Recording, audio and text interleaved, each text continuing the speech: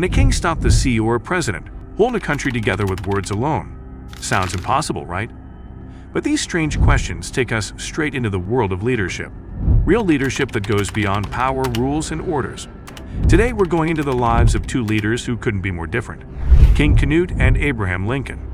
One ruled with a crown, the other with a stovepipe hat. Yet both of them showed us what true leadership looks like when things get tough. Their actions didn't just change their times.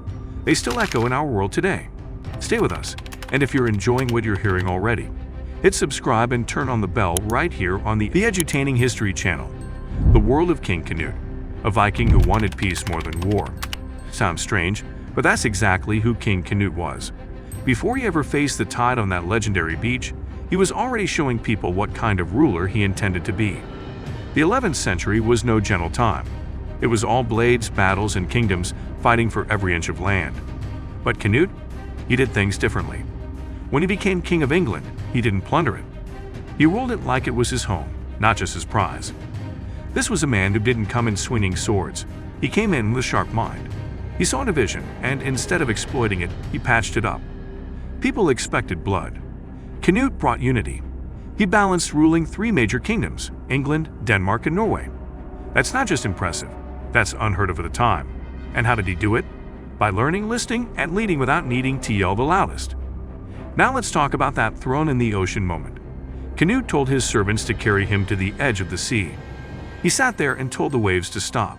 They didn't, obviously, but the message was clear. Canute wasn't showing off. He was making a point. Even a king can't command the forces of nature. That's real power, knowing what you can't control and still having the strength to say it out loud. He didn't want to be treated like a god. He wanted to be seen as a man doing a hard job. He wasn't flexing. He was reminding people to stay grounded. Imagine that kind of humility today. A ruler telling people, hey, I'm not above the universe. I'm here to serve. That's not just leadership. That's wisdom. Canute's leadership style. What kind of ruler walks into a new kingdom and chooses not to erase the culture he finds there? A smart one. A bold one. That was Canute. He looked at England and saw a place with customs, traditions, and a faith deeply tied to the people. So he didn't try to wipe it clean. He worked with it, respected it, grew into it. He paid respect to the church, built relationships with bishops, and used those bonds to strengthen the kingdom. He understood that religion wasn't just about belief, it was about connection. If you wanted peace, you had to work with the voices that people trusted. Canute wasn't just ruling from a throne. He was on the ground, building ties that mattered. His ability to adapt was one of his strongest traits. Being king of three different regions meant three different ways of life. But instead of forcing one style on everyone, he adapted. That's not weak leadership. That's brilliant flexibility. Canute didn't pretend to have all the answers. He listened to the people who knew the land better than he did. And he surrounded himself with people who weren't afraid to speak up. Now meet Abraham Lincoln. What happens when a man with no royal blood, no wealth, and no army has to lead a country through its deadliest war? You get Abraham Lincoln. He didn't wear armor. He wore a suit and a serious face. But behind that face was a heart that beat for unity, for justice, and for every person who called themselves American. Lincoln walked into the White House not with thunder, but with questions. How do you hold a nation together when half of it wants to leave? How do you lead people who hate each other?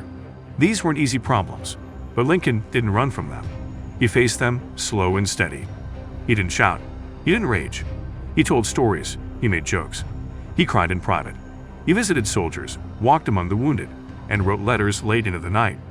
He showed a side of leadership that didn't need grand speeches all the time. Sometimes all it needed was someone who truly cared. Lincoln's human touch. It's easy to say you care, but Lincoln lived it. He walked into army camps not to give commands, but to listen. He asked about their lives. He laughed with them. That wasn't some PR move. That was real. Soldiers knew Lincoln had their backs. Not just because he was the president, but because he showed up. He faced endless criticism. People called him weak, slow, even foolish. But he didn't clap back. He stayed the course. He brought people into his circle who didn't even like him. His own cabinet was filled with rivals. That sounds like a nightmare, right? But for Lincoln, it was strength. Disagreement didn't scare him. It sharpened him. This man knew that if you want to do what's right, you need every voice in the room, even the ones that push back. That's courage. That's not just politics. That's leadership without ego. And in the toughest times, that's exactly what held the nation together. Facing the impossible, imagine knowing your decision could tear the country apart, but still knowing you have to make it. That was Lincoln with slavery. He hated it. But ending it wasn't as simple as giving a speech. If he moved too fast, the Union could collapse. Too slow, and justice would be delayed again. So he waited, but not out of fear, out of strategy. And when the moment came, he acted. The Emancipation Proclamation wasn't just ink on paper. It was a bold move that reshaped America. Lincoln knew the cost. He knew it would stir anger, even among his allies. But he didn't back down. He believed that freedom wasn't something to be bartered with. It had to be demanded, even when the price was high. His leadership wasn't just about winning a war. It was about redefining what the country stood for. That's not something you do by chance. That takes guts. That takes vision. And Lincoln had both. Comparing two giants, a Viking king and an American president. On the surface, they're nothing alike. But look closer, and you'll see something powerful. Canute and Lincoln both understood that leading isn't about looking strong. It's about being strong. Not loud, not flashy, but real. They knew power had limits. Canute showed it by letting the sea speak. Lincoln showed it by letting his enemies talk. Neither of them chased applause. They chased progress. That's rare. That's the kind of leadership people never forget. When others reached for control, they reached for clarity. When others looked for followers, they looked for answers. That's why their stories still matter. That's why we talk about them centuries later. They led not with fear, but with purpose. And that's the legacy they left behind. What we can learn today. Look around today, and it's easy to feel like leadership has lost its meaning. Too much noise, too much drama. But when you study Canute and Lincoln, you realize it doesn't have to be that way. Leadership can still be steady, it can still be kind, it can still mean something. We don't need perfect leaders, we need honest ones. Leaders who know their limits, who ask hard questions. You don't have to wear a crown or win an election to be a leader. You just have to care enough to lead with heart. Why this matters? History isn't just stories from the past. It's the guidebook we forget to read. And when you look at leaders like Canute and Lincoln, that guidebook comes alive. They didn't have perfect answers, but they asked the right questions. They didn't always win, but they always stood up for something bigger than themselves.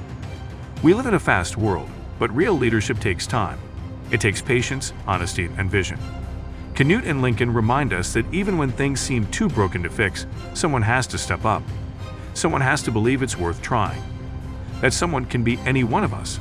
Because leadership isn't about position. It's about action. And when you act with wisdom, empathy, and courage, you're walking the same path those giants once walked. Thanks for watching. If you enjoyed this journey through the lives of King Canute and Abraham Lincoln, hit that like button, leave a comment, and subscribe to the Edutaining History channel. We got more stories, more lessons, and more history waiting for you. See you in the next one, and as always, stay curious.